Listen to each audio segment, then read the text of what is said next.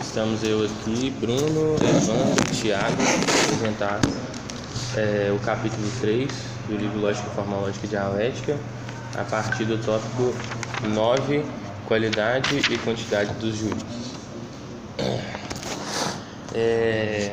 Eu vou voltar nesse tópico 9 porque tem meio que uma tipologia das proposições aqui que ele faz, que mais pra frente ele fica voltando nisso e vai ser interessante ter isso já pronto, né? Ele qualifica então as proposições em 4 tipos, né? As que são designadas pela maiúscula A são as proposições universais afirmativas, que é quando o atributo é afirmado ou negado na extensão do objeto. Aí o exemplo que ele dá são: os homens são mortais. A que é marcada pela letra E é as proposições universais negativas, que é o oposto da de cima, né? Seria nenhum homem é imortal. E a negativa é quando o atributo é excluído da compreensão do objeto. A que é indicada pela letra I seriam as particulares afirmativas, por exemplo, alguns homens são canhotos, e as negativas seriam alguns homens não são bons, que é designado pela letra O. E ele vai falar que a diferença entre universal e particular é uma divergência por quantidade, né? Ou seja, pela extensão que o conceito abarca, voltando àquela coisa lá que ele falou anteriormente, né? De extensão e compreensão. E a diferença entre afirmativo e negativo é por qualidade, que seria essa diferença de compreensão. Então no tópico 10 agora, que era o que a gente vai começar mesmo, ele vai dizer que o raciocínio ele se esforça por obter conhecimentos novos a partir de conhecimentos já adquiridos, porque ele penetra no desconhecido a partir do conhecido. Ele vai dizer então que o raciocínio lógico ele vai tentar fazer esse movimento de penetrar com o conhecido, só que o conhecido que ele tenta penetrar são as proposições antes da conclusão, né? Então ele penetra com as proposições para tentar extrair as conclusões dessas proposições. Nesse tópico 11, então, ele vai tentar explorar isso, que ele chama de inferências imediatas, né? O objetivo desse tópico 11, já para adiantar, é tentar determinar quais são os limites dessas inferências formais imediatas. Ou seja, qual é o limite do raciocínio lógico quando ele parte de proposições para as conclusões. Então ele tem uma outra tipologia aqui também, que é uma tipologia da lógica formal clássica, que ele coloca em quatro grupos, né? As proposições contraditórias, né? Que seriam quando você extrai uma conclusão a partir da contradição daquela proposição. Elas diferem ao mesmo tempo em quantidade, ou seja, em extensão, e em qualidade, que é a compreensão. Um exemplo que ele dá então são todos os homens são mortais, que é uma universal afirmativa, e alguns homens são imortais, que é uma particular negativa. Imortais no sentido de que eles não são mortais, então a negativa de são mortais. A conclusão dessas proposições contraditórias então é que se uma é verdadeira, a outra é falsa, né? Nas proposições contrárias, elas diferem por qualidade, e as contrárias são as que partem do universal. Então o exemplo que ele dá é: todo homem é louro e nenhum homem é loiro. A primeira é a universal afirmativa, a segunda é a universal negativa. E a conclusão é que se uma é verdadeira, a outra é falsa. Então se todo homem é loiro, não tem como nenhum homem ser loiro. Só que se você começa pela outra e você descobre que ela é falsa, nada se pode concluir da outra. Então se você falar nenhum homem é loiro, isso não significa que todos os homens são loiros. Né? Então a falsidade de uma não implica a verdade da outra. As subcontrárias também diferem por qualidade, ou seja, por compreensão, só que elas são no nível particular. Então ele dá exemplo: alguns homens são loiros, que é uma particular afirmativa, e alguns homens não são loiros, que é uma particular negativa. E a conclusão é que se uma é falsa, a outra é verdadeira. Mas se uma é verdadeira, nada se pode concluir da outra. Ou seja, se alguns homens não são loiros, eu não posso necessariamente dizer que alguns homens são loiros, né? E as subalternas é as que diferem em quantidade, ou seja, na extensão.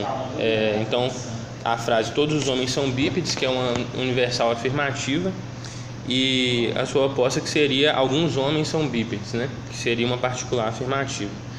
E aí ele coloca que pode concluir da verdade da universal, né, dessa primeira, a verdade da particular, e da falsidade da particular, a falsidade da universal. Mas se você conclui que mas nada se conclui da falsidade da universal ou da verdade da particular. Ou seja, se nem todos os homens são bípedes, não significa que alguns homens não são bípedes, né? Todas essas tipologias aqui que ele está colocando, na verdade, ele está colocando isso só para explorar um ponto disso, que é no que diz respeito às contraditórias e às contrárias. É o exemplo que ele vai dar para mostrar qual é o limite das inferências imediatas, né? E para pegar isso, ele usa um sofisma, né? Ele vai dizer que o sofisma é um erro de inferência e de raciocínio que, com a habilidade da dialética, né, mas aquela dialética antiga, né, da Grécia, ela faz passar como uma verdade.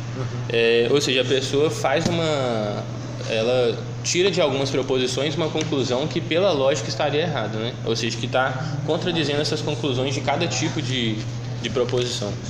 Então ele coloca a seguinte frase, né, que seria um sofista dizendo: você diz que os homens são bons, mas de modo algum. Aí ele fala: fulano ou cicrano é bom? Aí a pessoa responde: não. Aí ele diz: é preciso reconhecer, portanto, que nenhum homem é bom. Então, pela negação de uma particularidade de dois sujeitos que ele diz que não é bom, ele diz que nenhum homem é bom. Isso seria um sofisma, porque a única inferência que permite ir de falsa a verdadeira é a contraditória, né? Que é essa daqui, a primeira, que diferiria ao mesmo tempo em quantidade, que é a extensão, e em qualidade. Só que quando você diz que todos os homens, aqui ó, que ele coloca, você diz que os homens são bons, só que nenhum homem é bom, as duas são universais. Ou seja, elas não estão enquadradas dentro dessa contradição, elas estão colocadas dentro das contrárias, né?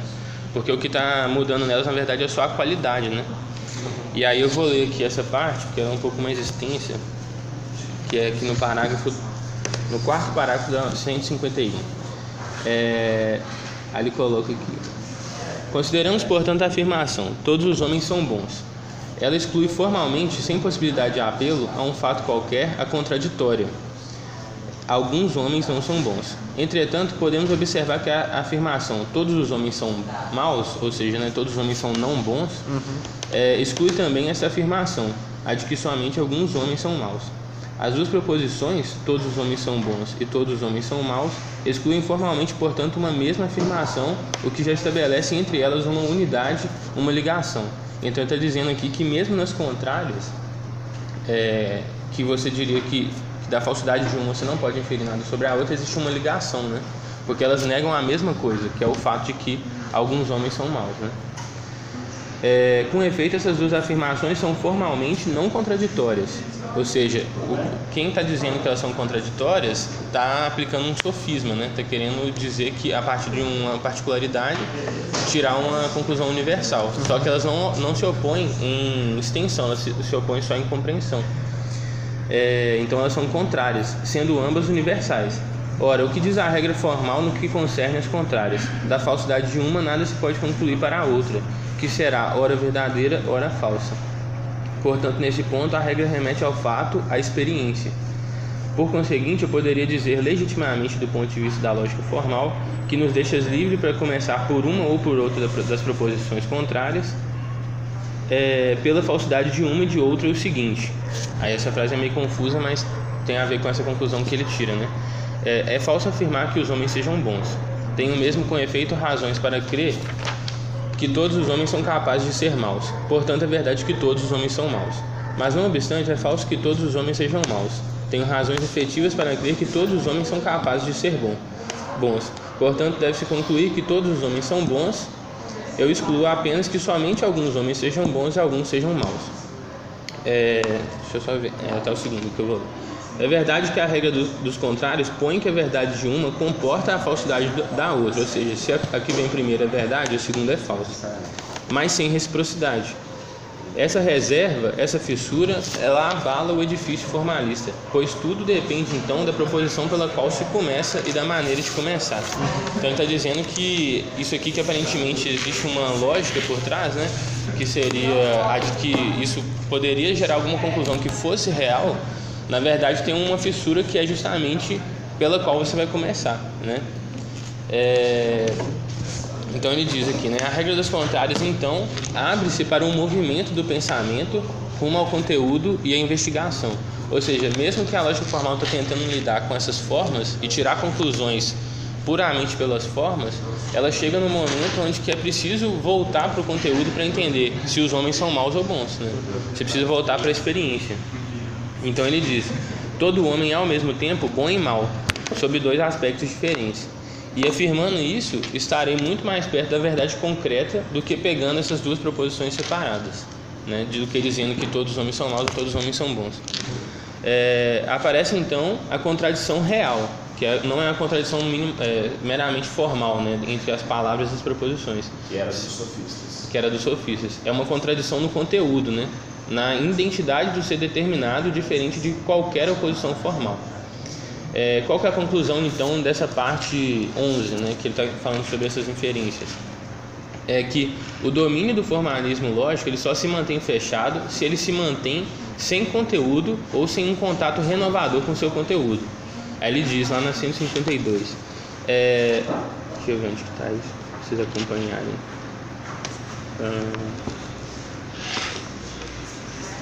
Acho que é mais pro final. Aqui, ó. Tá na metade do último parágrafo da 152. Ele vai dizer assim: desde que haja conteúdo ou enriquecimento do conteúdo, e aí eu coloquei aqui uma adição que seria o juízo, né? Porque lá atrás ele fala que o juízo é o que enriquece o conteúdo.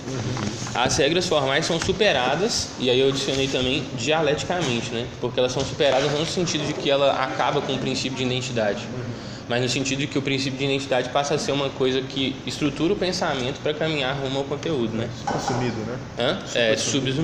Subassumido.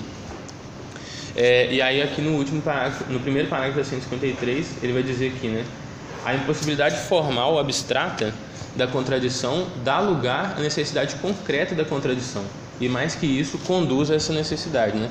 Porque se você quer resolver esse problema das contrárias, né? Quer dizer se todo homem é ou bom ou mal, você precisa ir na contradição real entre bom e mal, né? E entender esse conteúdo no ser determinado. No ser determinado, que é o homem singular, né? Sim. E eu comecei a entender dialética com o Zizek quando ele começou a falar que a dialética não se trata de um método dialético. Você não pode ver as coisas de forma dialética. A dialética diz respeito à coisa em si, à própria coisa que é contraditória. Então assim, eu vou deduzir o bem e o mal dialeticamente. Não, é o homem que é bom e mal dialeticamente, que por isso que eu preciso da dialética. Entendi. Por isso que é importante, né?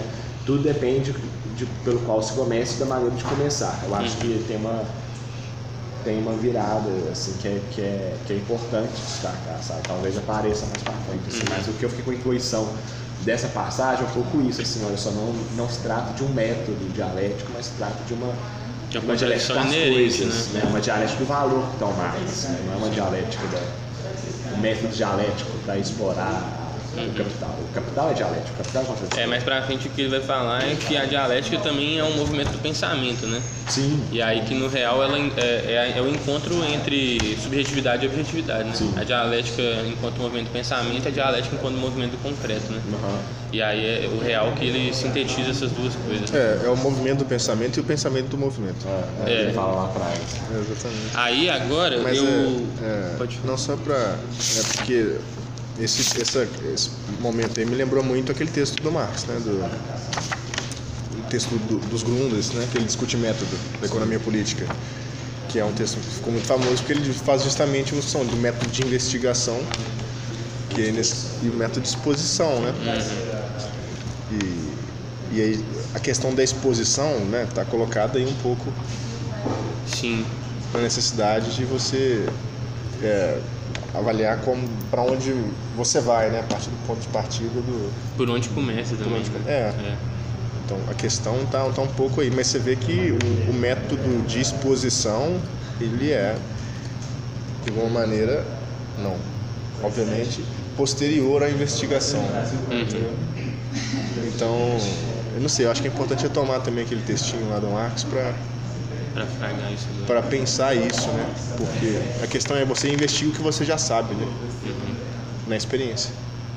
Essa que é a parada. A discussão que eu vou trazer no final é que eu vou voltar no 8 para falar os negócios dos juízos, que eu achei uma discussão muito interessante em termos de teoria do conhecimento mesmo, assim. E aí é lá que eu acho que tem a ver um pouco com linguagem. E com Marx kantiano. Com Marx kantiano. Mas aí agora eu vou lá no apêndice, na página 282, que eu acho que lá tem acho que é a parte que até agora aparece explicando o que é a dialética da maneira mais clara assim possível. 282. É o apêndice Eu vou ler o apêndice inteiro, esse porque ele é 2 páginazinhas, só que achei muito importante assim. Demorou. Eu tentei esboçar um negocinho aqui também a partir de uma coisa que ele só cita aqui. Esse foi o único de todos nós que lembrou dos apêndices em todos os momentos. A gente sempre esqueceu disso. Não, tipo, eu vou lá, passo o olho no apêndice. Eu acho que ele é meio aleatório, porque tem uns que são meio aleatórios mesmo. Aí eu não lembro, mas começa falando de cálculo, né? Não, mas o do cálculo depois eu vi que ele não era aleatório. E eu vou até usar ele aqui, porque ele é interessante depois. Enfim, lá no apêndice então ele vai falar que é essa coisa sobre a necessidade de contradição e tudo mais, né? A oposição, né? Ele vai dizer que é quando uma coisa ou conceito é atingida pela oposição, ela se revela em contradição consigo mesma e algo similar ocorre com a sua expressão no pensamento. E aí eu até procurei essa referência aqui, esse Henrique e de Santillana, que são 2 caras, acho que são uns franceses que estavam estudando o problema da consciência e tal, umas coisas assim. E aí ele... É Guilherme, né? E é um pessoal da teoria do conhecimento mesmo. Aí ele fala, voltando a Hegel, encontra-se na Grande Lógica, no volume 2, as seguintes indicações sobre esse importante ponto. Aí ele fala, a distinção em geral contém seus 2 aspectos como momentos.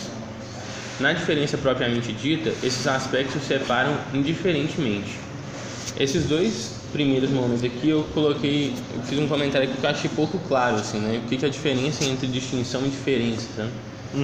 O que separa essas 2 coisas? Talvez se voltar no Grande Lógica seja mais claro isso, né? Isso é ciência da lógica, né? Só que assim, aparentemente o que ele está dizendo aqui, e que foi o que eu tentei entender também, é que tanto a distinção e a diferença são contradições no real, assim, né? Na experiência. E aí a contradição pensada seria a oposição, entendeu? Porque tem essa diferenciação lá atrás também que o Lefebvre faz, que o pensamento não pode ser contradição impensada, né? Porque senão ele se dissolve, né? O pensamento tem que ser contradição pensada e entendida enquanto contradição, né? E aí quando ele vai falar na oposição eu identifiquei que é um pouco disso, né? Na oposição, cada momento desse todo é mediatizado consigo por seu outro e o contém. Mas, além disso, ele é mediatizado consigo pelo não ser do outro. E assim é unidade existente para si e exclui o outro de si.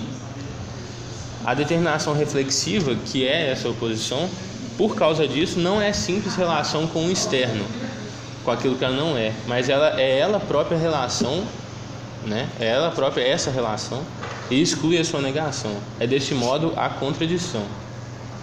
Aí ele vai dizer, esse texto de Hegel, em sua obscuridade idealista, mostra o processo da contradição, isto é, a contradição como processo.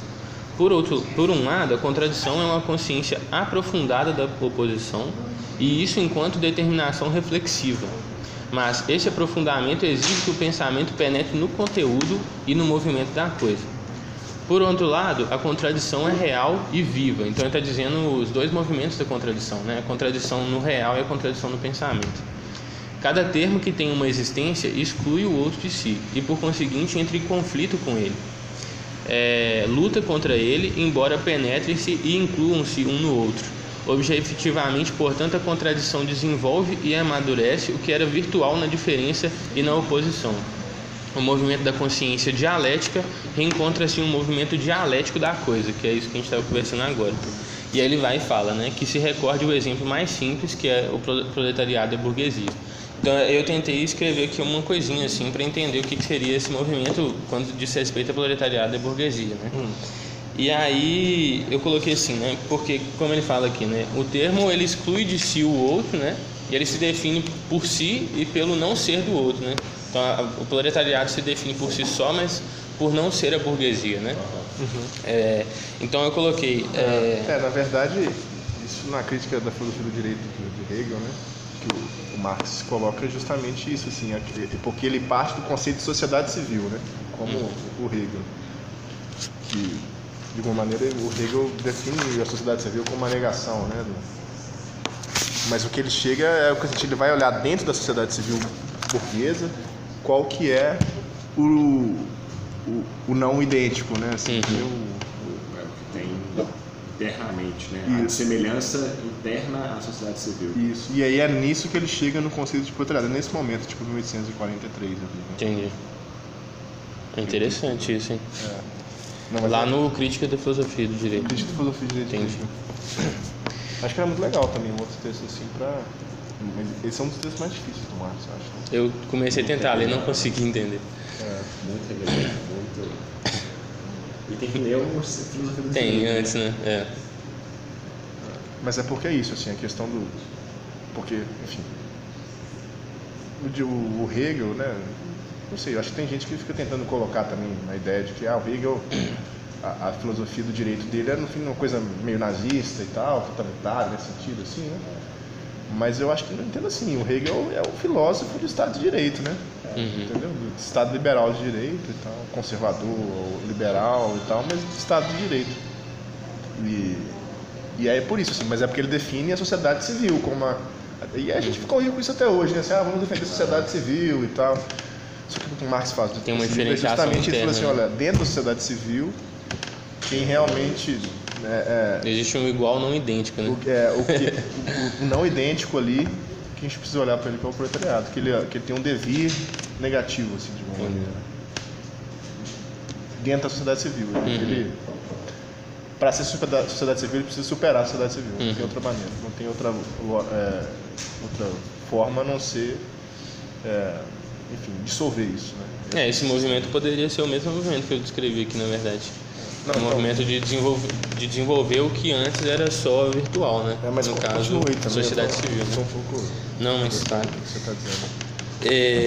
Então eu coloquei, né? Aí eu fiz um esqueminha que seria proletariado e a burguesia embaixo e duas setas saindo, intercambiando entre eles, né? Não mostrando que um vira o outro, mas que eles se definem pelo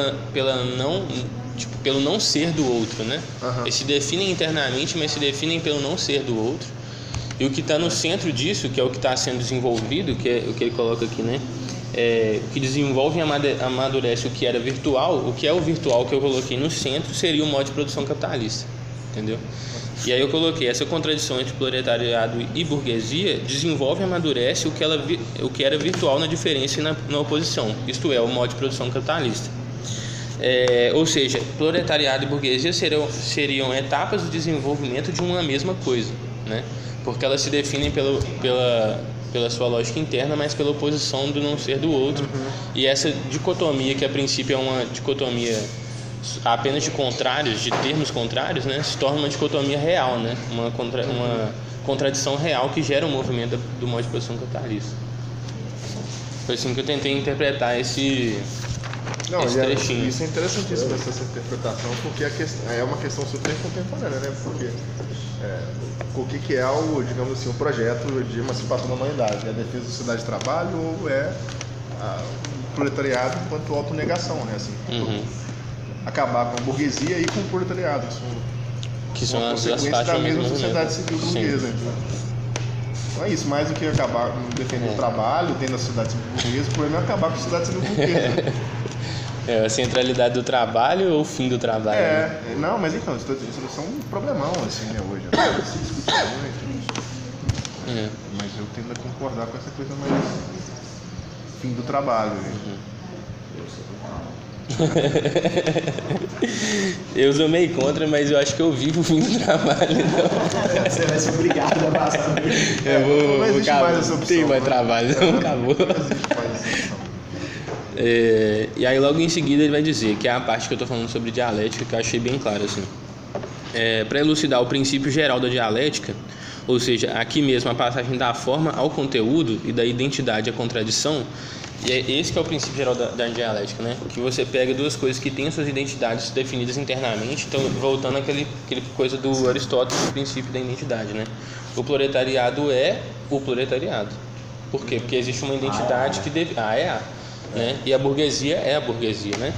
Só que é a passagem da forma, né, que é esse princípio de identidade, ao conteúdo, que é o princípio de contradição, que é justamente esse movimento da identidade à contradição, ou seja, A não é só A é não A, A não pode ser não A, né? Ou seja, A não pode ser a burguesia, né? Proletariado não pode ser burguesia. Isso já gera uma contradição em si, que já é um movimento. Já não estou mais naquela tautologia pura, estou vendo coisas o que A não pode ser, né? Então necessariamente eu tenho que olhar para o conteúdo, né? Para afirmar que proletariado não pode ser burguesia. E aí ele fala, né? Seria preciso analisar as implicações do princípio contrário a este. Qual seria o princípio contrário a este? O postulado fundamental de toda a metafísica. E aí que ele entra, né, nesse postulado. O real é idêntico. A contradição não está no fundo do ser, ou seja, da coisa, e nem naquele fundo do pensamento, né? O movimento do pensamento também não é caracterizado pela contradição. Então, o princípio de identidade é o postulado fundamental da metafísica, né? E a parte que eu achei muito interessante é que ele coloca assim, né? Seria preciso analisá-lo em todos os seus aspectos. As implicações lógicas, a função social, os fundamentos históricos, os efeitos sobre a vida e a consciência individuais. Ou seja, como é que essa lógica formal, nesse princípio de identidade, opera no nível da vida cotidiana. E aí é aqui que ele coloca, todos esses aspectos se entrelaçam. E aqui, de acordo com uma indicação já feita, a lógica se encontra com a crítica social das ideias e com a crítica da vida cotidiana. Ou seja, entender como que a lógica formal e o princípio de identidade atua na formação histórica, nas consciências dos indivíduos e assim por diante, é entender, na verdade, é elaborar uma crítica da vida cotidiana, entendeu? Talvez por isso que ele tem essa fixação com essa coisa da forma, entendeu? Que é uma coisa que na obra dele inteira isso aparece, tipo, forma e função, essa dicotomia, sabe? E isso aparece muito naquele livro do Rural ao Urbano, né? Quando ele tá batendo ali justamente nos funcionalistas urbanos, né? O pessoal que querem fazer coisas funcionais dentro da cidade, né? Enquanto ele está dizendo que, na verdade, as coisas funcionam de outra forma completamente diferente e que se você colocar uma coisa X naquele lugar, não necessariamente ela vai ser apropriada daquele jeito. Ela pode ser reapropriada, ressignificada e assim por diante. Então, eu acho que... A gente comentou isso também, né? Que é o grande debate na arquitetura, né? Formalismo versus funcionalismo. Até a Laís comentou, né? Sim. E aqui já abre, na verdade, né, o que é o prosseguimento das obras deles, né? Crítica social das ideias. Qual a crítica social que ele faz a qual ideia? Ao planejamento, né? Então aqui ele faz uma crítica da lógica formal, como ela opera dentro do planejamento urbano, dentro do urbanismo e dentro da maneira de se pensar a cidade. E a crítica da vida cotidiana é o livro dele, né? Critique. Então, tipo assim, já operando também uma passagem que ele coloca lá, por exemplo, no Critique é assim, né? Como que o marxismo pode contribuir para o proletariado, né? E aí ele diz isso, que mostrar para o proletariado que ele não é proletariado porque ele é proletariado, mas é porque ele é explorado dentro de um sistema e tudo mais, e mostrar essas contradições que estão lá. Porque se ele vive a vida cotidiana dele ali achando que ele é apenas um trabalhador, ele nunca vai ver essa contradição que está num nível, né, que é a contradição proletariado-burguesia, assim por diante. Essa passagem eu achei muito interessante, assim. Muito boa mesmo. Agora eu vou voltar... Só achado isso, na verdade, essa coisa que você falou daqui.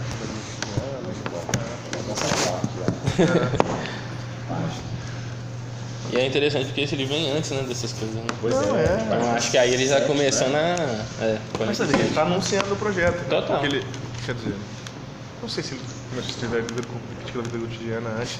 Foi mais ou menos na mesma época, né? Também junto, né? Deve ter escrito as duas. Mas, por exemplo, no Rural ao Urbano é um livro de 62, eu acho. Que é um livro onde ele já está caminhando rumo a essa direção da produção do espaço mesmo. De falar do espaço em si, né? Das contradições do espaço. Porque ele sabe que a vida cotidiana acontece no espaço. Que é a citação chave assim, do Lefebvre, que é o espaço político. Que ele fala, o capitalismo agora tem que sobreviver no fronte mais amplo, fora das fábricas, no espaço inteiro, na vida cotidiana inteira. Mas isso já é de 68, esse espaço político. Mas 20 anos depois disso, né? Às vezes ele já estava lá na cabeça dele. Mas tem um encaminhamento, né? Você consegue, se você for entendendo assim como que cada livro entra, você consegue ver uma trajetória mesmo, né? Do pensamento se estruturando. Então por isso realmente é interessante voltar esse livro, né? Igual o Arley sempre fala. Porque tem muita coisa aqui que já está anunciando o que ele vai fazer lá na frente, né? Mas eu acho até que a gente... Essa reabilitação da lógica formal também que ele faz aqui é muito interessante. Mais pra frente eu vou falar disso também, né? Eu acho que até assim, a gente enquanto grupo também seria legal fazer uma coisa que... Eu acho que o Okane faz um pouco naquele... Que você me lembra bem, né? Naquela tese dele. Que é meio que periodizar também um pouco as mudanças. Né? Eu concordo que dá pra falar, dá pra fazer as linhas gerais, dá, mas eu acho que a gente precisa, pra fazer isso, precisa entender bem quais são os momentos de ruptura, assim, né? Eu não sei, assim, eu acho que, por exemplo, o contato dele com os manuscritos, né? Talvez. Mas isso isso talvez tenha sido a primeira ruptura. Talvez tenha sido o ponto de partida dele, né? Da consciência mistificada, tudo isso. Assim. Mas aí depois tem a crítica da vida cotidiana, né? A primeira. Não sei assim, a experiência do pós-guerra. Aliás, tem gente que comenta que seria talvez a pesquisa no Vale de Campana. Né? Que ele foi durante a Segunda Guerra, né? A ocupação nazista, ele era do partido. Ele foi enviado do Partido Comunista, né? Para estudar o Vale de Campana, porque o Partido Comunista tinha entendido que ia até a guerrilha lá, entendeu? É isso. Você não ia resistir nas cidades, né? Mas... E tem aquela obra aí. Na França, né, gente? O De Gaulle foi pra Argélia, uma coisa muito doida, assim. E os comunistas falam assim, nós vamos ficar aqui, pensaram assim, nós vamos ficar aqui para resistir. Mas então, essa foi uma experiência transformadora dele, né?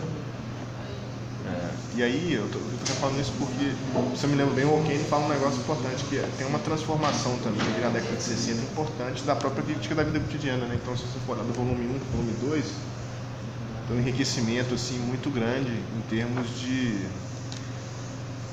marxismo, né? Por causa dos Grundes, né? Enfim, outras discussões que ele fez com situacionistas também. Seria interessante traçar esse... eu acho que era bom a gente pensar essas coisas, assim, sabe? Seria bem bom para os nossos estudos todos. Né? Porque daí sim poder fazer o que é essa linha, né? Fio da meada, né?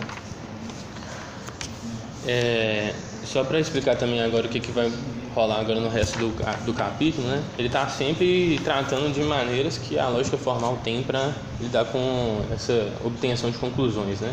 Então ele sempre tenta abordar o que a lógica formal faz, mostrando quais são os limites disso, né? Então ele vai falar aqui da conversão, depois vai falar do silogismo e sempre explorando as contradições internas da lógica formal, que remetem sempre a uma contradição que é a contradição do conteúdo, né? Ou seja, todas as contradições que ele vai apresentar e essa que ele já apresentou das inferências imediatas são contradições que só se resolvem se você descer ao nível do concreto, né? E é por isso que é tão importante essas críticas que ele está fazendo, assim, né? Mas nem se resolver, né? É se perceber. Exatamente. Ela emerge disso, né? Dessa contradição do conteúdo mesmo. Então ele coloca aqui, né? A conversão. A conversão está submetida a regras clássicas, né? Aí ele vai falar: a conversão só é possível sem dificuldade quando a conversa, que seria essa conversão, né, não contém os termos com uma extensão maior que a primeira. Aí ele vai dizer que, ele vai colocar aqui, ó, a conversão de universais afirmativas e de particulares negativas conduz a absurdos, né? Se você pega a conversão seria, por exemplo, isso aqui, ó: todos os homens são mortais e nenhum imortal é homem.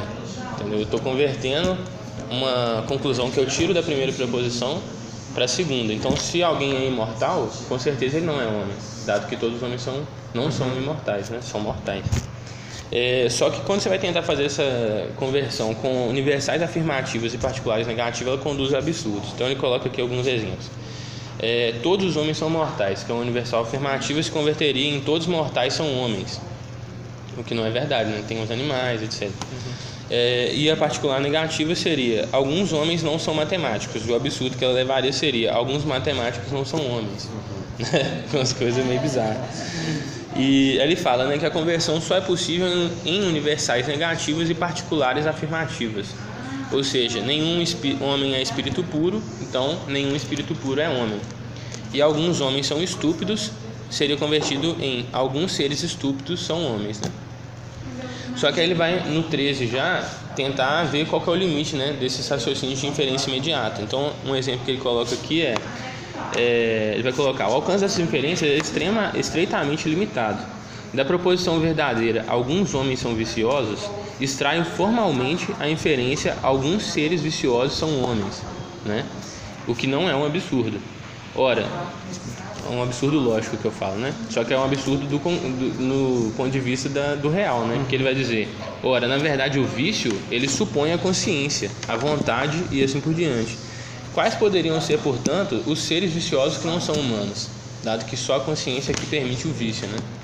Então essa contradição ela não existe no nível da lógica formal pura, né? Só que ela existe no nível do real, porque não existe um ser que não tem consciência e seja vicioso, né? Porque o vício é um fruto da consciência. Então por si só isso aqui já é um limite, né? Porque ela é logicamente consistente, mas na realidade ela é contraditória e real, né? E aí agora ele vai partir para o silogismo, que seria uma outra forma de obter conclusões, só que agora conclusões mediatizadas, né, com um termo médio. O silogismo é um raciocínio imediato que implica um terceiro termo. E ele pode ser considerado de duas formas. Eu não estou seguindo o texto porque eu meio que já fiz um esqueminha aqui, mas está tudo aqui no texto, né? Teria duas formas de abordar o silogismo, né? O ponto de vista da extensão, que seria que o termo maior inclui o termo médio, que por sua vez inclui o termo menor. Então ele dá um exemplo, né? O mortal enquanto gênero, o homem enquanto espécie e Sócrates enquanto indivíduo. Aí a frase que ele coloca é: todo homem é mortal, ora Sócrates é homem, logo Sócrates é mortal. E aí seria a forma da lógica formal clássica de lidar com essas coisas de gênero, espécie e indivíduo, né? Essa organização que foi proposta pela lógica formal. O outro ponto de vista seria o ponto de vista da compreensão, né? Que a propriedade geral é inerente ao atributo colocado como médio e esse atributo pertence ao sujeito. Então, por exemplo, a propriedade de ser mortal, a mortalidade, pertence ao ser humano. Sócrates possui esse atributo, ou seja, a humanidade, que é a mortalidade, né? O fato de ser mortal torna ele humano. A extensão é o que forma um ponto de vista puramente formal, né? Ou seja, essa que separa entre gênero, espécie e indivíduo. É ela que marca o ponto de vista puramente formal, o formalismo lógico, né?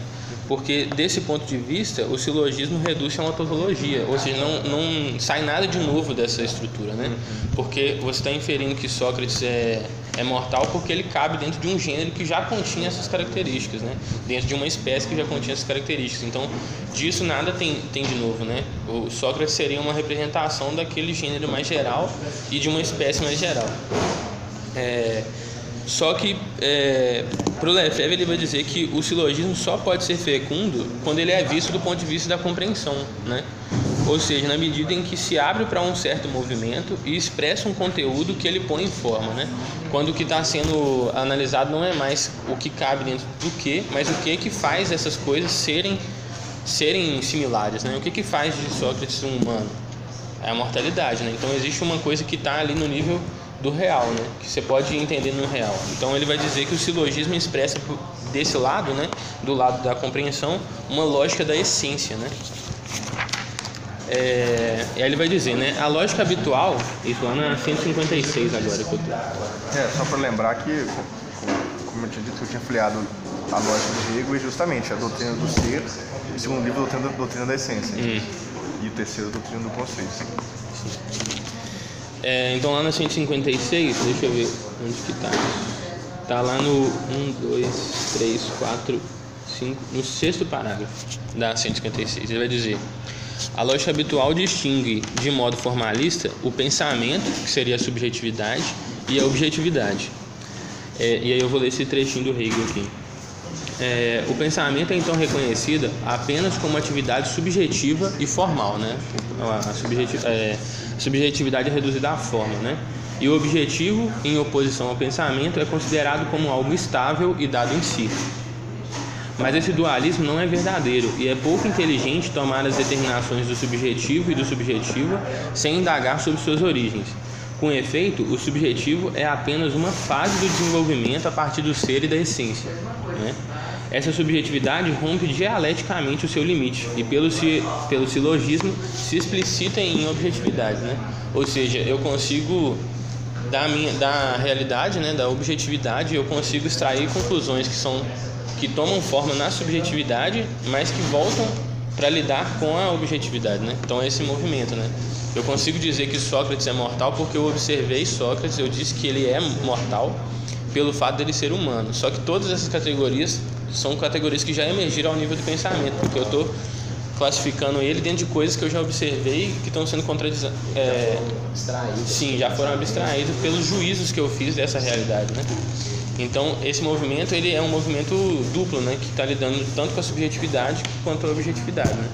A subjetividade não é uma forma abstrata e o concreto está rolando ali e sem intervenção, né? É um movimento. Aí ele vai dizer, né? Se o nosso pensamento não estanca na forma abstrata do conceito, mas o compreende segundo sua verdadeira natureza objetiva, revela-se então que, essa parte é importante, né? Que as leis da lógica são o reflexo, a reflexão do objeto concreto na consciência humana. O subjetivo não pode ser separado do objetivo, como uma coisa pode ser de outra coisa, né? Então a lógica formal, na verdade, ela é a maneira como o real é representado na consciência, né? Por isso que ela é uma etapa, ela deve ser entendida como uma etapa, não como algo acabado, né? Bom, essa parte é isso. Agora, essa parte da logística aqui é a mais chata, sim, porque é os negócios de função e tal, mas... álgebra da lógica. Tá. A logística e exame crítico, então 15 agora, na página 157. Ele vai dizer então que a logística ela propõe, a partir dessa ideia de álgebra da lógica, né, algumas mudanças na lógica formal clássica. Agora já estou... O A está no 157, só que o resto está no 158. Ele vai dizer então que a logística propõe quantificar as proposições, né? Então pegar frases como todo homem é mortal e transformar elas em formas quantificadas. Por exemplo, o homem é igual a alguns mortais, né? Então eu estou dizendo que A é igual a B, que é igual a C ou qualquer coisa do tipo. Posso quantificar dessa maneira, colocando símbolos de igual. Tem um universo de mortais e o homem é uma parte desse universo.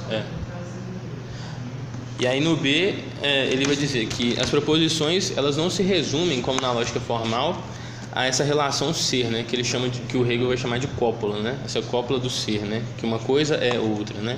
Essas relações podem ser de outras formas, né? Relações reversíveis, que é igual a, equivale a, está situado perto de e assim por diante, ou relações contrárias, né? Está acima de, é a causa de, é maior que e assim por diante. E no C ele vai dizer que as relações, essas relações, né, que não são mais só as relações de cópula, são relações, elas que importam, não os conceitos que devem ser tomados como ponto de partida, ou seja, o ponto de partida é essas relações, né, que não é mais só essa relação do ser. Então ele vai colocar um exemplo aqui, né, já estou, acho que na próxima página, 159. Ele vai dizer assim: Pedro, a seguinte frase, né? Pedro é um homem que sabe o que quer. Então ele vai tentar mostrar como que esse procedimento da logística é feito, né? A álgebra da lógica. Pedro seria X, né? Ou seja, um elemento X. Homem seria um grupo, né? Essa é uma função H. Saber também seria uma função, né? Dessas funções de relações, pela letra S. O que ele sabe seria o Y, e querer, né, que é o quer, seria também uma função que. Então ele agrupa assim, né? H de X, que seria a função Pedro, seria dentro dessa função que é homem, né? Se você coloca, que a ideia é essa, né? Você coloca, é como se fosse assim, né? HX, H alguma variável seria 1 ou 0. Se fosse 1 ela seria verdadeira, se fosse 0 ela seria falsa. Sim. Quando eu substituo essa variável por X, que é o Pedro, ela dá que é verdadeira, ou seja, Pedro é um homem, né? Dentro dessa ideia. S, X e Y seria que X, né? Pedro sabe o que é Y, né? Que é o que ele quer, né? E que seria isso, né? Que X quer Y, né? Dentro dessa função do querer. Então isso já seria a tradução da frase. Então a frase seria reescrita assim, né? H de X vezes Y, não sei o que, todas essas bobagens aqui. E aí seria isso, né? Esse monte de coisa aí, você estaria escrevendo isso, né? Pedro sabe o que quer, né? É um homem que sabe o que quer. Só que aí é interessante que ele coloca aqui, né? Não podemos nem imaginar aqui em resumir longos tratados de logística. Devemos nos limitar a remeter a obras especializadas e tal. E mais pra frente, deixa eu ver se eu acho isso, né? Não sei onde que tá, mas ele vai e fala assim que não faz sentido nenhum você tentar transformar uma frase tão clara quanto Pedro é um homem que sabe o que quer numa função matemática, né? Isso beira o absurdo, assim, né? E ele vai falar que muito esforço foi gasto no sentido de tentar lidar com essas coisas que poderiam ter sido usadas em outras coisas, assim, Aí ele vai ter algumas objeções fundamentais a isso, né? Eu vou ler direto do livro aqui, pelo menos algumas partes. Que é a página 159, 160 e 161. A primeira objeção dele é que o cálculo proposicional, base da logística, trata de operações que se efetuam com proposições. Entendemos aqui proposições como um enunciado suscetível de verdade ou falsidade, ou seja, você precisa testar quando você coloca dentro dessa função, né? E ele vai falar, por exemplo, né? O ouro é mais leve que a água, ou a minha coragem pesa 5 quilos, ou a luz é um número primo. E são todas frases que gramaticalmente e logicamente são consistentes, são coerentes, só que na prática elas são contraditórias, né? E aí não teria como ser lidado do ponto de vista da logística com essas frases, né? Porque aí é uma frase até do Russell, né? A verdade ou falsidade dessas relações, ela só pode ser conhecida empiricamente. E eles vão chamar essas proposições de atômicas, né? Porque seriam esses tipos de proposições que a logística, né? Essa álgebra da lógica não conseguiria lidar, a não ser se ela fosse na experiência concreta, na empiricidade daquela frase, para descobrir que aquilo é falso, né? Que o ouro não é mais leve que a água, por exemplo, né? Ou que não tem como você medir com peso a coragem, né? Falar que a coragem mede 5 quilos. Qual que era a nossa? A borboleta? Borboleta não é castelo. Tinha usado ela. Poderia ser isso, né? Borboleta é castelo. Você precisaria verificar na prática que borboleta não é castelo, não tem nada a ver. Na B ele vai dizer, né, que Russell e com eles vários logísticos introduz o símbolo da incompatibilidade e o símbolo da negação. Aí ele pergunta, né, como é que você pode colocar esse símbolo, né? De onde que vem a negação? Formalmente deve reinar apenas o princípio da identidade, ou seja, se você está introduzindo a negação, você está fugindo do princípio da identidade. E a maneira como ele vai dizer que isso acontece é justamente porque eles veem coisas que não podem acontecer na realidade, né? Então a negatividade ela emerge do concreto, né? Do nível do real. Você introduz um símbolo de impossibilidade porque na vida real existem coisas que formalmente não são compatíveis, né? Então, não é um artifício puro da lógica, né, ou da logística. Ele precisaria também ser remetido à realidade. No C ele fala, né, além disso, podemos dizer que a tarefa da logística é estabelecer fórmulas tautológicas. A tautologia é vazia, mas essa noção vazia deve ser diferenciada da noção desprovida de sentido. Uma reunião de símbolos desprovida de sentido não é nem verdadeira nem falsa, ao passo que a proposição vazia da tautologia é verdadeira. Ou seja, se conserva o princípio da identidade, ela é verdadeira, né? Só que se você coloca é verdadeira e vazia porque é uma tautologia, né? Só que quando você pega, por exemplo, essas frases que não fazem sentido nenhum, elas não são verdadeiras nem falsas, você não consegue comparar isso, né?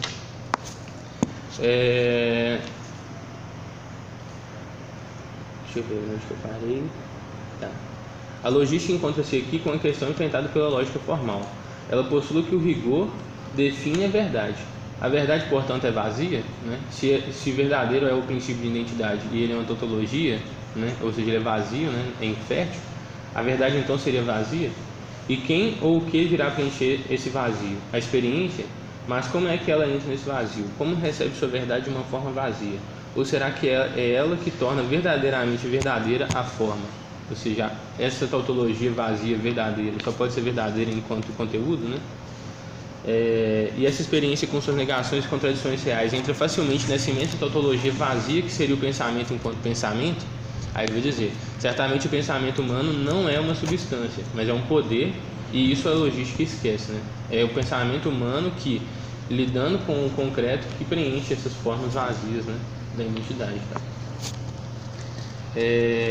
Aqui no dele vai dizer, não é bem exaustiva essa parte, né? No dele vai dizer: não se vê bem qual seja o interesse de traduzir num simbolismo abstrato uma frase tão clara como Pedro sabe o que quer, né? Essa parte que eu vou pular, eu vou falar sobre a égua. Admitimos que a experiência ou o conteúdo venha preencher a gigantesca tautologia que seriam as matemáticas. Essa tautologia conteria, descreveria ou poria em forma a experiência passada. E o futuro? Aí ele vai dizer, né? Que o Sol se levanta amanhã é uma hipótese. Com efeito, não sabemos se ele se levanta, pois não há necessidade de que um fato exista, porque ele já existiu. E o Wittgenstein vai falar, né? Os eventos futuros não podem ser deduzidos dos eventos presentes. O encadeamento causal é uma superstição.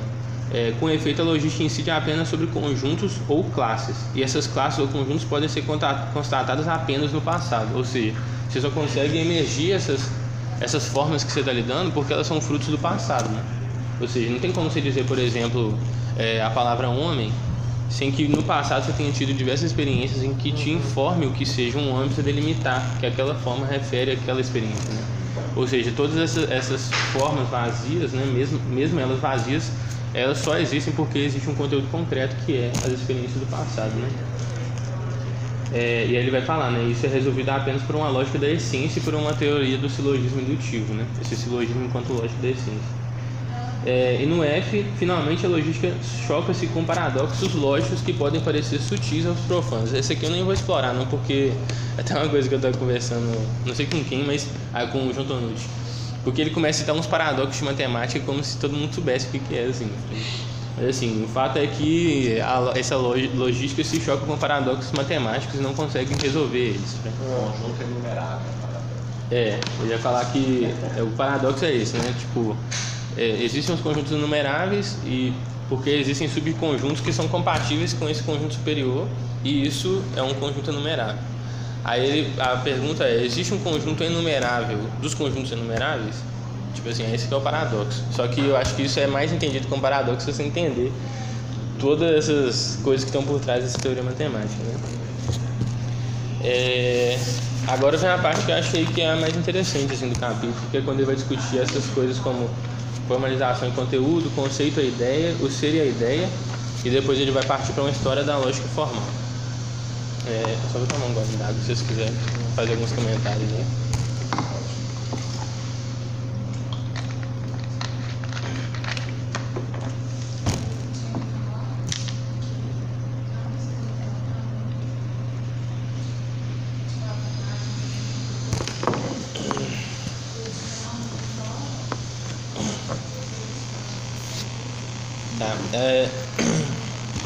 No 16, então, formalização e conteúdo, ele vai dizer que toda parcela do conteúdo, do pensamento, da experiência, isso na página 162, por menor que seja, pode ser infinitamente analisada. O movimento do conhecimento, portanto, apresenta-se, como já sabemos, sob um duplo aspecto. Por um lado, trata-se de penetrar mais profundamente no conteúdo, que é o esforço da razão, e por outro, retomar o conteúdo mesmo já reduzido e analisá-lo e explorá-lo, que seria o entendimento, né? E aí eu coloquei esse movimento que seria entre razão e entendimento, né? Seriam movimentos intercambiáveis que, pela razão, se aprende o conteúdo, pelo entendimento, se cria uma forma no pensamento, né? E seria o movimento do conhecimento, né? Porque você aprende o concreto, gera uma forma no seu pensamento que remete ao conteúdo e assim por diante, né? Nesse sentido, né, enquanto esse movimento do conhecimento, essas tentativas para pôr em forma lógica ou logística o pensamento, sobretudo o pensamento matemático, são assim plenamente justificadas, né? Só que esse trabalho, lá na 163 ele fala, né? Mas esse trabalho não deve ser concebido metafisicamente, como um pensamento que poderia fechar em si mesmo, se concluísse e reduzir a uma forma pura. Ao contrário, ele serve para manifestar o conteúdo naquilo que ele tem de irredutível. Ou seja, quando você eleva o entendimento ao nível da razão, né, que você começa a lidar com essas formas que você entendeu, né, eleva ela no nível do concreto, que você percebe que as suas formas que você está lidando não são fiéis a esse concreto, né? Tem ali um resíduo, né? É por isso que você precisa manter esse movimento de conhecimento, né? Conhecer uma realidade que infinitamente você está nesse processo de tentar alcançar ela, né? E acho que aqui, deixa eu só ver uma coisa que não sei se eu passar na próxima. Ao contrário, ele serve para manifestar o conteúdo, né? Assim, a própria logística manifesta a irredutibilidade da negação da experiência, etc. E é preciso levar em conta o fato de que a logística matemática e as tentativas de formalização põem em evidência precisamente a parte de fato de conteúdo irredutível que é implicado pelo pensamento matemático, né? O pensamento matemático só alcança seu verdadeiro sentido quando ele emerge da realidade também, né? Então você vê que ele está fazendo uma crítica aqui à logística, né? Sempre esse movimento, né? Ele apresenta uma forma e vai lidar com isso, né? Agora é a hora que ele chega que ele vai tentar resgatar o conceito de ideia, que eu achei até interessante, não sabia que tinha isso aqui, né? Que ele vai tentar resgatar o conceito de ideia, só que tentando livrar ela do que ele chama das escamas, né, metafísicas, né? Dessas coisas decaídas que acompanharam o conceito de ideia e mais pra frente o conceito de ser também. E aí também é aqui que eu fiquei me perguntando se, quando o pessoal fala assim, o Marx pegou o Hegel e inverteu ele, será que é isso que isso significa? Porque eu nunca entendi muito bem essa afirmação. O que é inverter o Hegel, né? Mas eu não sei, eu acho que aí ele ainda está na discussão do Hegel com Kant. Não, sim, mas estou falando agora quando eu vou entrar aqui. É porque assim, eu acho que a ideia é uma coisa hegeliana, né? Sim, só que ele tenta subverter. O que ele faz é literalmente inverter, né? Só aí o que eu estou me perguntando é se essa inversão é a inversão que o Marx propõe, se isso que ele está fazendo ele tirou do Marx, ou se é uma coisa pessoal, sim. Mas eu vou falar aqui e a gente vê. Então ele fala, né? Até aqui foi comprovado a objetividade do conceito, né? Ou seja, essa parte concreta dele, isto é, o seu movimento de enriquecimento em compreensão e extensão através dos juízos. No limite, o conceito aprenderia a totalidade íntegra do conceito. E aí seria essa progressão assintótica rumo ao real. E aí eu vou lá no apêndice GG, que é na 285, só para mostrar aqui isso eu achei interessante, assim, né? Porque quando você... não, a síntota é assim, né? É um U. Ela nunca encosta, ela tende a isso. Só que aí o que ele está fazendo aqui é dizer que não é esse tipo de assíntota que ele está falando, né? Porque se você entende o eixo X como o eixo do real, né? Vamos supor, né? O X é o real. Uma assíntota no eixo X jamais toca o real. Então significa que é impossível conhecer, né? Isso é Kant. E aí se é impossível conhecer, o caminho é um conhecimento cada vez mais abstrato, mas nunca um conhecimento real, né? E aí, na verdade, o que ele coloca aqui é que é preciso lidar com essa sinusoide amortecida. É uma viagem, assim, tá ligado? Eu não vou ler essa dedução. Sinusoide amortecida. Nossa. E ele define matematicamente ela aqui, coloca a função, o que é o coeficiente de amortecimento dela, não sei o que. O cara cosseno. Pega a viagem. Só que a imagem dela é interessante, velho, porque aí você entende o que ele tá falando, fraga? Não porque realmente movimentos senoides são assim, né? E ela é assintótica porque ela nunca toca o eixo X, fraga? Ela vai se aproximando, mas sempre se desviando. Mas ela encosta em algum momento. Não, então, ela toca ele, só que passa, né? Ela não toca e fica. Por um único momento ela toca. Por alguns momentos ela toca. E é isso que ele vai falar, ó. As curvas representam o pensamento precedente por as aproximações sucessivas, seria esse movimento do conhecimento, movimento histórico do conhecimento, né? Por erros relativos, ao mesmo tempo em que se aproxima de um real que ela só atinge no infinito. Todavia, os pontos W2, que é esse primeiro toque aqui, 3W2, todos esses vezes que tocam isso aqui, é ômega, né? Representam os grãos de verdade, né? Então são vezes que esse movimento do pensamento alcançou algum grau de verdade que foi cristalizado e que é mantido, né? Que o pensamento apreende em seu movimento e que já são num certo grau e numa escala algo pertencente à verdade. Existe algo de verdade nesse momento que o pensamento toca o real, né? Que é justamente ele está lidando com o real, né? Não tem como o pensamento emergir do nada, o que seria essa assíntota que nunca encosta, né? O pensamento, em algum momento, ele lida com o real, porque a gente está lidando com o conhecimento do ponto de vista prático, né? A gente vive e tal, né? É necessário sublinhar a deficiência desse simbolismo. Ele assinala mal o fato de que o começo teórico dessa ou daquela ciência não é o começo histórico do conhecimento, não designa bem os pontos críticos no desenvolvimento do conhecimento, nem o fato de que cada ponto crítico tem sua originalidade histórica e teórica. Ele fala do milagre grego, sociologia científica, etc., né? não indica o caráter profundamente contraditório de todo movimento. Do modo como é apresentado, esse símbolo traz, porém, uma representação mais satisfatória. Por um lado, justifica a integração ao movimento do conhecimento e a teoria materialista de todas as excrescências, a do idealismo, mas também a do materialismo excessivo, brutal e vulgar. Então, tudo isso que está atrás, esses graus de desvio, de como eles desviam, mostra tentativas sucessivas de aproximação de todas essas correntes anteriores, né? Mais para frente ele vai falar que a lógica marca o ponto zero desse movimento, né?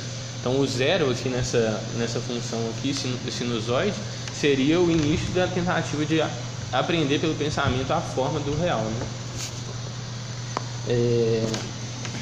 Bom, é isso. Vou deixar para infligir. Pessoal, onde que eu tô?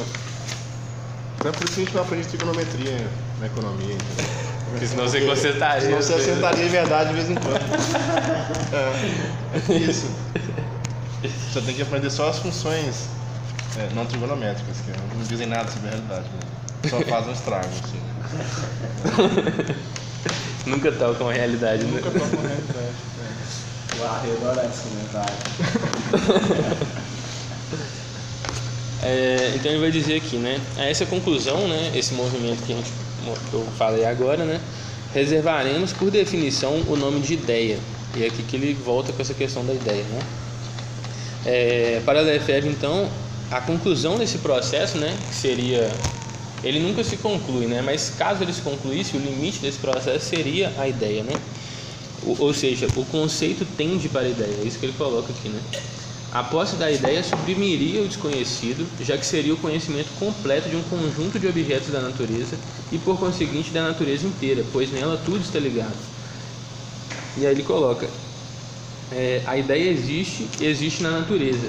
Isso porque ela nada mais é que a natureza considerada como determinada, como cognoscível, ou seja, como objeto de um conhecimento humano que começou, aprofundou-se e tende para o seu fim, entre aspas, para a sua meta, que, portanto, em sua definição e em sua consciência de si, envolve essa meta e a coloca como possível, embora infinitamente longínqua e suscetível de ser alcançada tão somente na sequência indefinida das gerações humanas.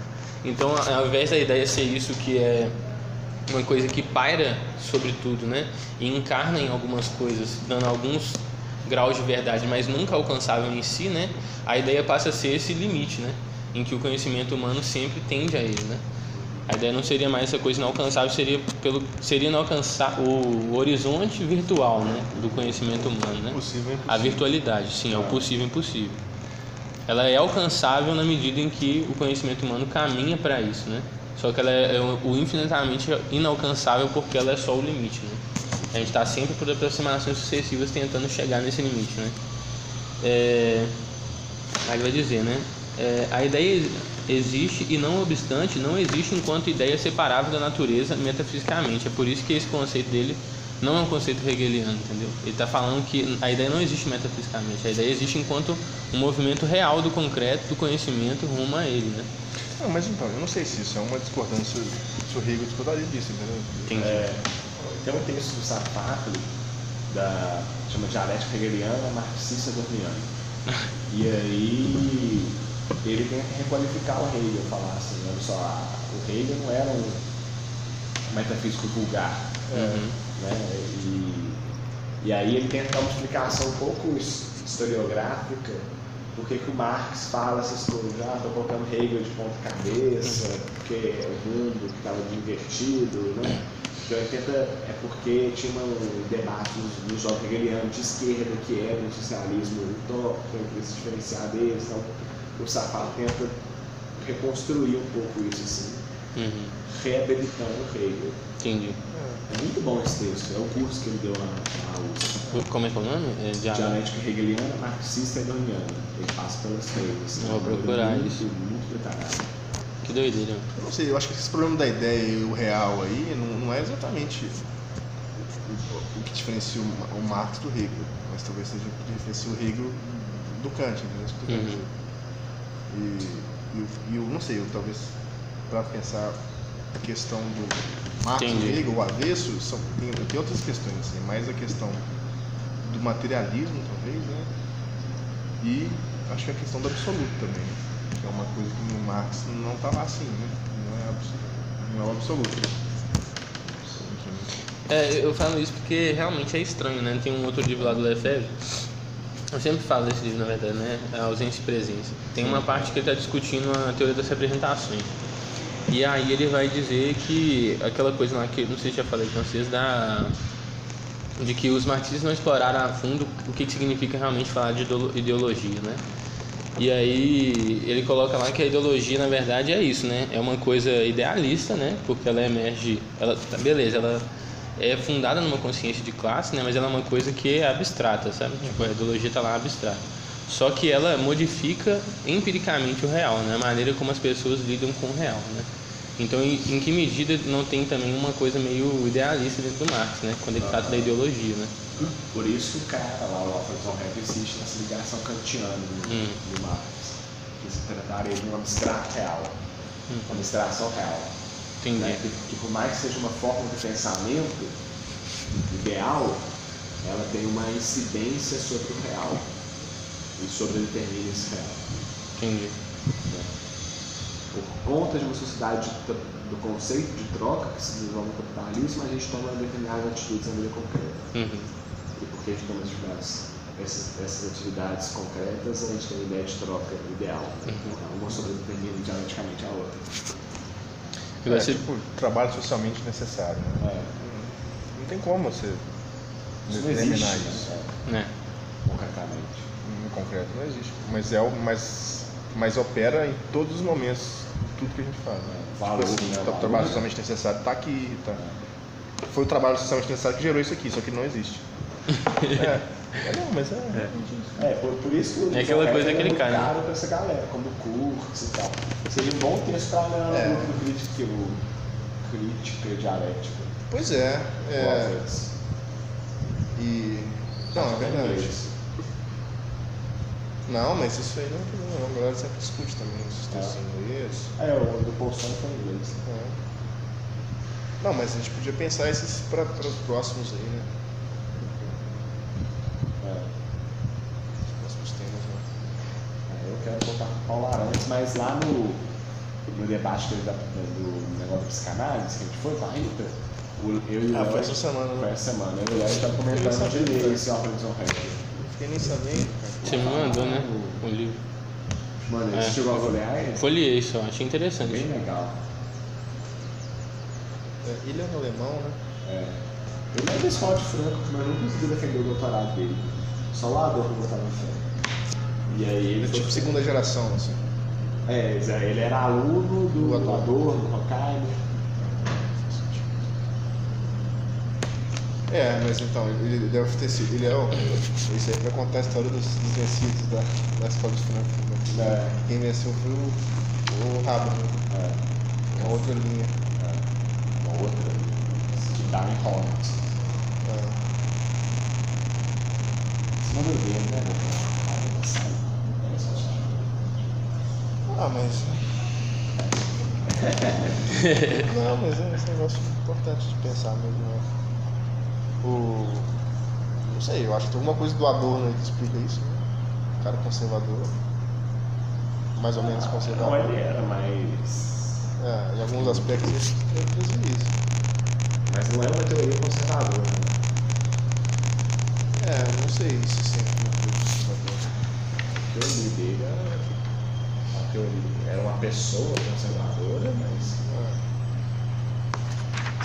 E mesmo chamava polícia dos estudantes.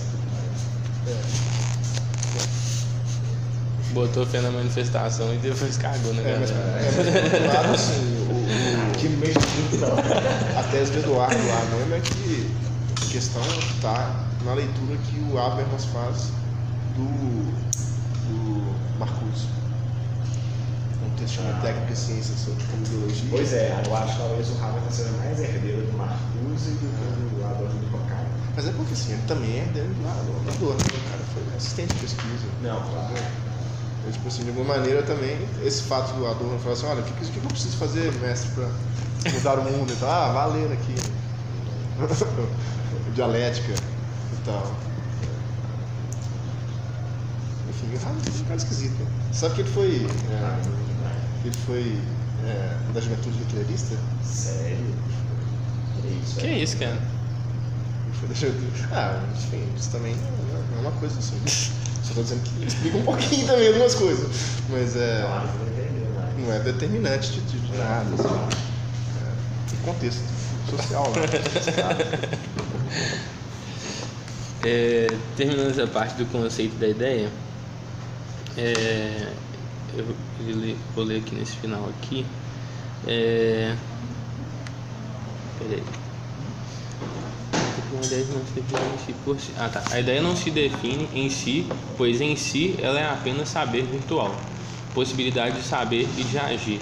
Não é possível partir da ideia, só se pode partir do saber humano efetivamente adquirido. E aí lá na 235, quando ele vai falar da lógica do concreto, né?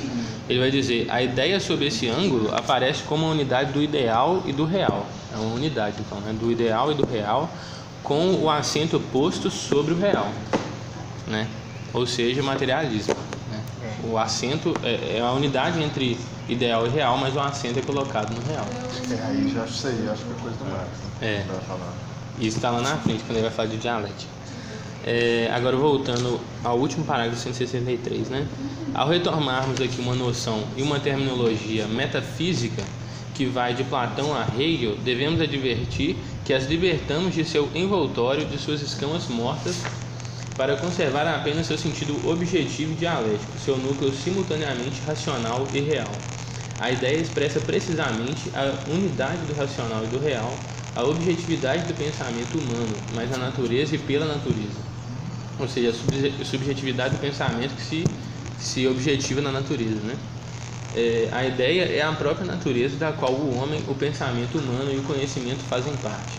E é assim que ela contém a verdade do conceito, que é seu conteúdo infinito, a ideia da natureza.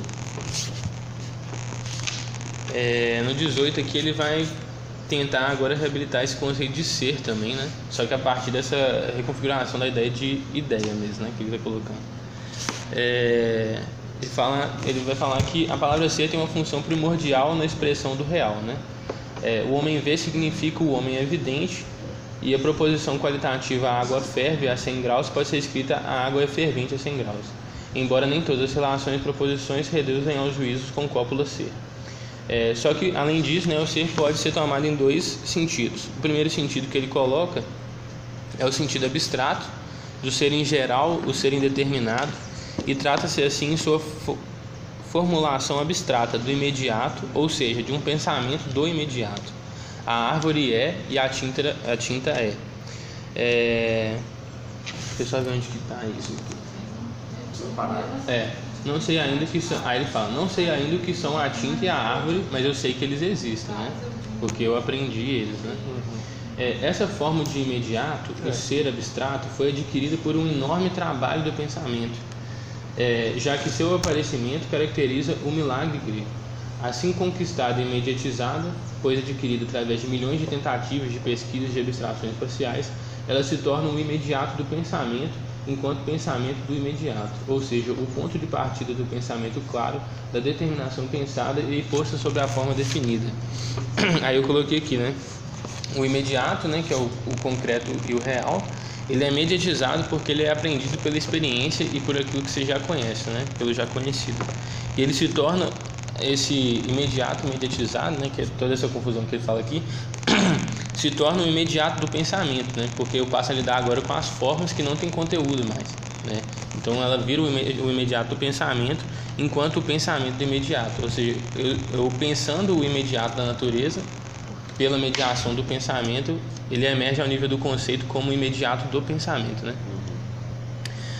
Ou seja, o ponto de partida do pensamento claro, da determinação pensada e posto sobre forma definida. Eu destaquei essas duas palavras, né? O ponto de partida e a forma definida, porque aí é quando essa realidade imediata se torna imediato do pensamento e é onde que eu vou pensar essa realidade agora, né? O segundo sentido que ele coloca é o sentido concreto, né? Que está na 165. O ser determinado, rico em sua complexidade, unidade de diferenças e mesmo de contradições. E aqui ele coloca um duplo sentido desse movimento, né, entre ser abstrato e o ser concreto, né? O ser abstrato, ele capta o conteúdo do ser concreto, né, só que com funções de analisar, né, esse conteúdo. Então esse movimento, de novo, toda vez esse movimento, né, do real ao abstrato, né, do concreto ao abstrato. Ele vai dizer, né, é nesse sentido que se pode dizer que a ideia é. Isso porque a palavra ideia expressa a plenitude da palavra ser e a plenitude do ser, a totalidade do ser pensado, enriquecido infinitamente a ponto de atingir o ser real, a natureza. A ideia é, ou seja, a ideia é o ser, ou seja, a natureza é. Tão somente do ser plenamente determinado é possível afirmar sem reservas que ele é. Disso resulta que a modalidade do julgamento provém de seu conteúdo concreto, né? Ou seja, o ser só pode ser determinado enquanto esse movimento, né, do ser abstrato ao ser concreto, né? A ideia expressa a plenitude da palavra ser, tá? Então aí eu coloquei esse movimento, né? O ser pensado, né, por um lado, que seria essa abstração, com uma linha de um contínuo, né, que seria aquela assíntota que a gente viu lá, rumo a um ser real, que seria a ideia, né, a natureza. Então esse enriquecimento, que seria esses sucessivos juízos que vão sendo feitos durante esse movimento, seria rumo a um ser real, né, caminhando essa ideia que é a natureza. Tá, agora eu vim essa parte que é um pouco mais longa, que é a história da lógica formal e depois o papel da lógica formal. Aí a última página que eu preparei aqui. Vocês querem fazer algum comentário disso aqui antes? Não. Tá. Lefebvre então vai dizer aqui na 165 que a história da lógica formal seria a história de todo o conhecimento na amplitude global de seu desenvolvimento. Ele vai dizer então que a lógica formal, né, essa forma lógica pura, seria o zero, porque o conteúdo dela não existe, né? Ela emerge ao nível da abstração e lá ela fica, então ela não tem conteúdo, e ela é o conhecimento, ela é o começo do conhecimento bem formulado, porque é a primeira vez que o conhecimento emerge ao nível da forma, né? Esse pensamento imediatizado que é o ponto de partida. E a partir dessas considerações da lógica como início, né, ele vai fazer algumas perguntas, né? Como e por que o pensamento grego atingiu essa abstração? Era uma forma necessária ou simples, fato histórico? Porque o pensamento grego muito cedo confundiu esse começo, eu sublinhei essa parte, né? Muito cedo confundiu esse começo da ciência, que é só o começo, né, com um acabamento metafísico, né? Ou seja, por que eles acharam que essa parte que era apenas o princípio do movimento seria já o final dele, né? E aí eu vou ler essa parte aqui, que é quando ele fala sobre isso, né? Só rapidão, que eu acho que essa visão aqui é muito eurocêntrica, né? Sobre achar que a Grécia é que fundou o início do conhecimento do mundo, né? Então ele vai falar, né? O pensamento grego, particularmente na Jônia, herdou a elaboração confusa, mas preciosa, iniciada pelas civilizações do Oriente Médio, do Oriente e do Egito, que seria essa fixação de calendários, início da astronomia, geometria, aritmética, que seriam todas essas formas lógicas, né, de lidar com a realidade, né? Essa emergência de alguns conceitos, de algumas formas e de uma estaticidade, né? Por exemplo, calendário, a posição dos astros, etc. Mapas astrais. Nas cidades e nas vidas urbanas gregas, a natureza começa a ser verdadeiramente dominada por uma técnica superior e por uma organização social já racional. A vida social das cidades comerciais incitava a investigações ainda práticas e já científicas. Previsões náuticas, comerciais, procedimentos de mensuração e de cálculo, então todas essas artimanhas da lógica formal, né? Os atributos. Na cidade grega, não apenas a sociedade se torna relativamente independente dos eventos naturais, como o indivíduo eleva-se sobre a comunidade natural. As cidades nascem para a democracia no exato momento em que o trabalho se divide e se diferencia, em que as opiniões mais variadas se encontram e se confrontam, em que os primeiros ideólogos individualistas aparecem e em que os sofistas abalam as velhas convicções, fazem aparecer o pró e o contra das opiniões, confrontando-as através da dialética das contradições. E ele fala aqui, né? Se os sofistas marcaram o início da decadência grega, se eles não tiraram nenhuma conclusão válida de sua arte da discussão, isso se deve a que a sociedade grega, por outras razões, alcançava o seu apogeu e a partir de então encalhava. Então essa questão da lógica formal foi o apogeu da sociedade grega, mas foi seu fim também, porque ele estancou esse movimento ali, né, na forma. pura. Ele vai falar, né? O pensamento com a sofística liberou-se de seu conteúdo. Assim, o trabalho de Sócrates, Platão e Aristóteles foi o de definir a forma pura, o conceito e a ideia. Com isso, chegou ao fim o que se chama falsamente de pensamento primitivo, né? A consciência natural primitiva, rica e profundo conteúdo virtual do pensamento. Ele vai falar, né? A consciência natural, desse modo, representa uma apreensão global, confusa da natureza e do homem ainda confundidos. Essa apreensão global e confusa devia ser analisada separada em seus elementos, a natureza e o homem, o conteúdo do pensamento. Então, essa tentativa de organizar essa diferenciação entre o homem primitivo, o homem grego, né? Essa ideia de separar o homem da natureza e entender essas distinções é que dá origem a essas dicotomias, né? Natureza e o homem, conteúdo e pensamento e assim por diante. Deixa eu ver onde que está isso agora. Na 167, primeiro parágrafo ali. O princípio de identidade de Aristóteles, que emerge nesse contexto, foi um evento histórico essencial do pensamento que liga ao poder do homem sobre a natureza, um poder que é simbolizado por esse princípio, né? Esse princípio é o princípio de identidade, ou seja, ele transforma essa diferenciação social, essa individualização do ser, né, dentro da sociedade grega, em verdade. O ser é o que é. E aí agora o Lefebvre vai falar alguns aspectos negativos desse pensamento grego lá na 168. O primeiro aspecto negativo seria que ele se mantém nesse nível contemplativo, né? Ele aparecia como uma fruição estética do real e que não ousava entrar em seu conteúdo. Então era aquele bando de pensador que olhava para o real enquanto uma fruição estética mesmo, né? E tirava conclusões daquilo do ponto de vista formal sem entrar no conteúdo daquelas coisas. O segundo aspecto negativo do pensamento grego é que a democracia era para homens livres, né?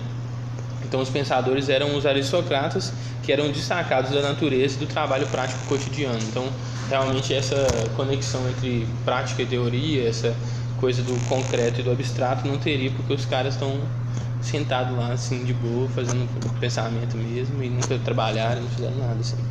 Porque a democracia é para homens livres nesse contexto. No C, eu ia falar que a fragilidade da cidade grega fez emergir um refúgio para o pensamento.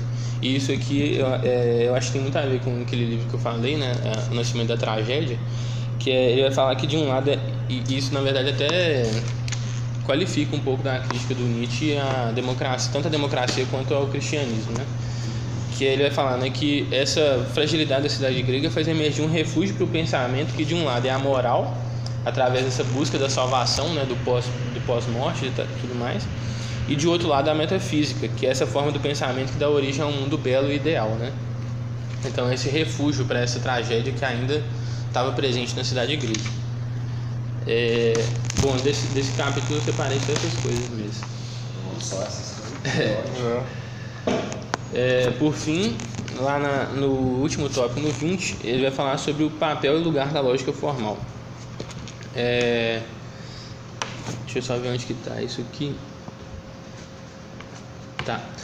A lógica formal permite compreender essa lei fundamental. O pensamento que conhece opera sobre um conteúdo, mas deve assimilar esse conteúdo progressivamente, não deixá-lo ao plano do global e do confuso. Então aqui de novo ele está nessa coisa, né? A contradição tem que ser uma contradição pensada. Se ela se torna em contradição não pensada, se desestrutura o próprio princípio de identidade, que é essa forma que o pensamento se apresenta de início, né? Como um primeiro momento. Ou seja, esse conteúdo deve ser assimilado, mas admiti-lo apenas quando analisado, né? Ou seja, pelo entendimento, e por conseguinte quando determinado pelo trabalho, ao mesmo tempo duplo e unitário, eu sublinhei isso, do entendimento e da razão. Ou seja, essas duas coisas têm que estar conjugadas, né?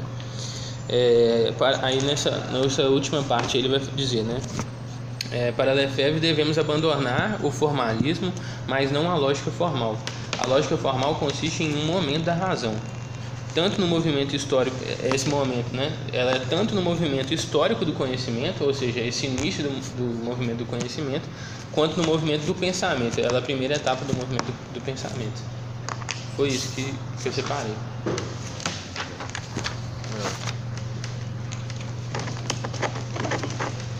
Muito denso, né? Nossa, pra caralho. Falei isso nesse... Nessa hora ele empolgou, né?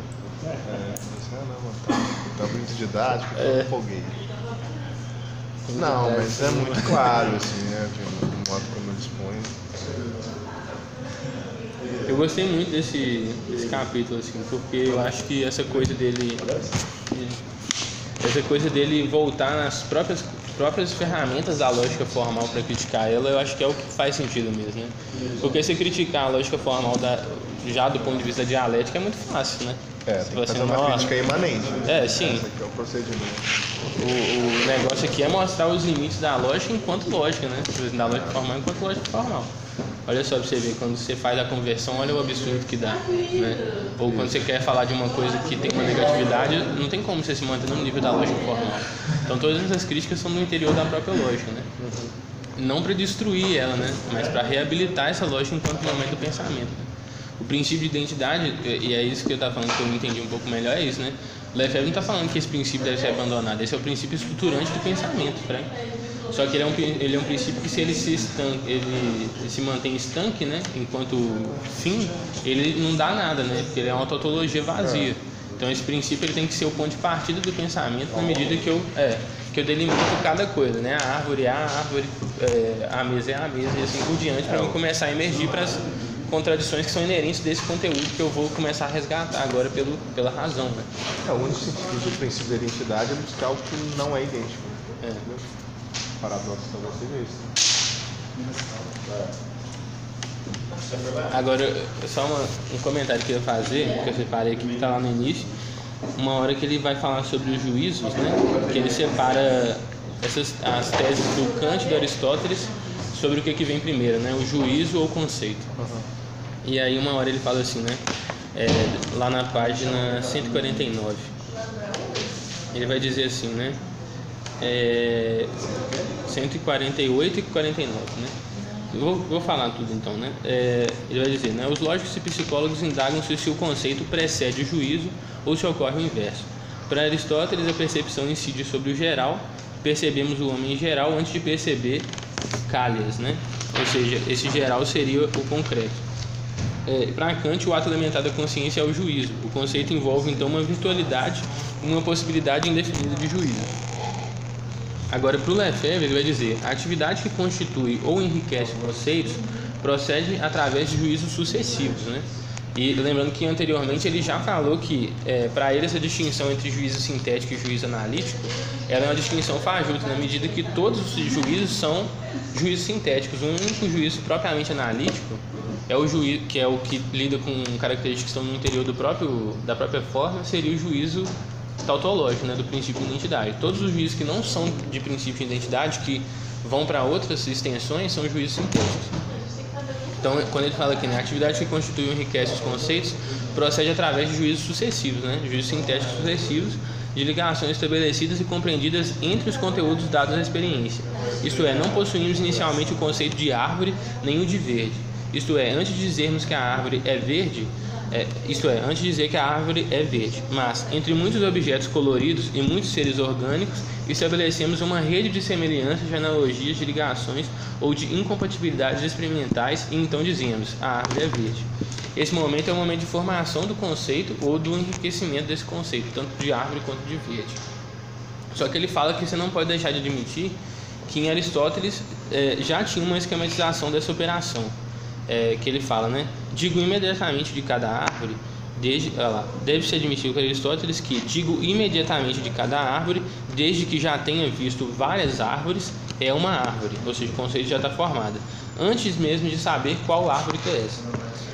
Aprendendo, e aí essa parte eu grifei toda porque eu acho que é aqui que é o negócio da linguagem, né? Aprendendo ao mesmo tempo o geral e o individual, né? Ou seja, o que eu formulei na abstração e o que eu estou vendo empiricamente. Um no outro e pelo outro, né? Ou seja, eu vejo o real e entendo aquilo como uma árvore porque eu já tenho aquilo no meu pensamento, mas meu pensamento só tem aquilo porque eu vi aquilo e isolei aquilo que está no real, que é uma árvore, né? E ao fazer isso, tenho a sensação, e aí essa que é a parte mais importante que eu destaquei para essa conversa da linguagem, né? Porque é a sensação, não é a certeza, né? E ao fazer isso eu tenho a sensação de aprender o objeto real, não uma abstração. Esse problema é o que ele vai retomar no presença e ausência, porque o que ele vai dizer é que essa sensação de aprender o real, na verdade, o que está sendo feito é que a gente está aprendendo uma representação, né? Eu acho que é isso que é o importante no negócio da teoria da linguagem, porque o urbano, né, nesse sentido, também é uma representação, né? A gente tem a sensação de aprender o urbano objetivamente, porque ele, ao mesmo tempo, ele é aprendido ao mesmo tempo pelo geral e o individual, né? Ou seja, você tem uma noção do que é o urbano, você tem aquela... E aí, por isso também a crítica do campo cego, né? Porque o urbano para você é o urbano citadista, né? É o urbano da cidade com água encanada, com luz, com isso, com aquilo. E isso ele encontra no real esse urbano que está te informando o que é o urbano, né? Por isso que tem uma crítica mais recente daquele pessoal lá do... o cara chama David Wasserman e Hilary Engel, que é uma crítica que eles chamam de citadismo metodológico, né? Que é tipo assim... que é tipo assim, essa ideia de que nós estamos falando que de cidade e urbano como se fossem termos intercambiáveis, né? Só que isso emerge do fato justamente disso, que nós temos a sensação de que quando a gente olha para o urbano, né, quando a gente olha para a cidade, a gente está aprendendo um objeto real que seria o urbano, quando na verdade a gente está aprendendo uma representação do urbano nesse espaço, né? Que o urbano vai além disso, né? É essa conexão que eu acho que a linguagem faz, tanto do ponto de vista da teoria do conhecimento quanto do urbano em si, né? Qual a experiência do urbano na vida cotidiana, como é que o envoltório, né, essa coisa que você está, esse sensório que você está em volta de você, faz uma espécie de mediação entre categorias mais gerais e categorias mais individuais. O capitalismo, o trabalhador, esse tipo de relação, né? Mais-valia e a geração de valor no cotidiano, e assim por diante. Acho que é isso. A distinção também que está no Marx, acho que proletariado e classe trabalhadora, não coincidem. Uma categoria, um conceito formal e outra categoria empírica. Tem essas. Faz parte do pensamento dessas distinções. Bom, foi isso. Show. E o próximo seria Laís, né? Laís, dia 19. Ela estava aqui no último encontro, né? Ela deu ok, né? Eu acho que ela... Porque a data dela mudou. Porque a data dela tinha mudado, né?